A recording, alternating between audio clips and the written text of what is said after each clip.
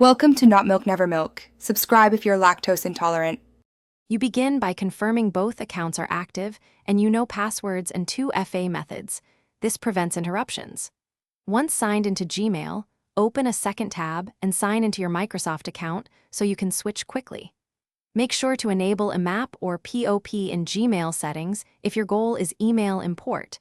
This allows Microsoft services to fetch messages. Also, check recovery info and app passwords if you use two-factor authentication. You'll need them shortly to authorize cross-account access.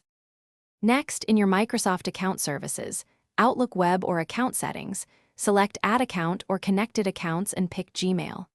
Follow the OAuth sign-in prompts. You are granting Microsoft permission to access mail, contacts, and calendar. This is secure and reversible. When prompted, choose what to sync and set fetch frequency so messages appear as you expect.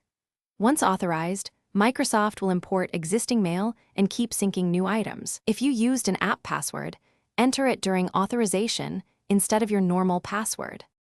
To finish, verify folder and label mapping between Gmail and Microsoft. Adjust IMAP label visibility in Gmail so only desired folders sync. Test sending from Microsoft using your Gmail address to confirm reply to and sender settings behave correctly. If messages fail or sync stalls, recheck passwords, two-factor settings, and any app passwords. Revoke and then regrant OAuth permissions to refresh the link. If problems persist, disable and re-enable IMAP or remove the connected account, and repeat the authorization steps to clear lingering errors. Thanks for watching. If this was helpful, leave a like and consider subscribing. See you next time.